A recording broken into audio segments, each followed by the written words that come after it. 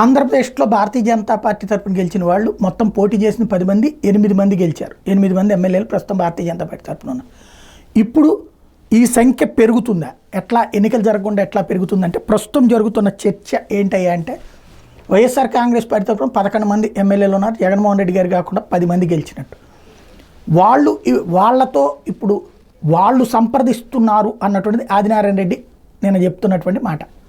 అంటే ఎంపీలు అటు చర్చిస్తున్నారు, అవినాష్ రెడ్డి తప్ప మిగతా ముగ్గురు రావడానికి సిద్ధంగా ఉన్నారని, ఇటు ఎమ్మెల్యేలు ఇటువైపు ఉన్నారని 2 అంకెల సంఖ్య వైపుకి వచ్చేటటువంటి పరిస్థితి. ఇప్పుడు ఇందులో 10 మందిలో 11 మందిలో 2/3 అంటే దాదాపుగా 7 రావాల్సి ఉంటుంది.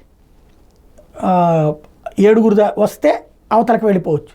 అంతమంది వస్తారా, లేదా ఒకళ్ళిద్దరు వచ్చినా సరే ప్రత్యేకించి ఇప్పుడు వాళ్ళ మీద చర్య తీసుకోవడానికి ఏమీ లేదు. ఎందుకు, అది పార్టీ ఇటు పక్కకు ఉంది కాబట్టి, అంటే కూటమి ప్రభుత్వమే అధికారంలో ఉంది కాబట్టి స్పీకర్ ఎలాంటి చర్య తీసుకోరు. ఇదివరకు టీడీపీ వాళ్ళు కంప్లైంట్ చెప్తే వైసీపీ వాళ్ళు తీసుకున్నారు, లేదా వైసీపీ వాళ్ళ ఎమ్మెల్యేలు వెళ్ళినప్పుడు టీడీపీ చర్య తీసుకుందా, ఉండదు. కాబట్టి ఆ తరహా పరిస్థితి ఏమైనా వస్తుందా చూడాలి.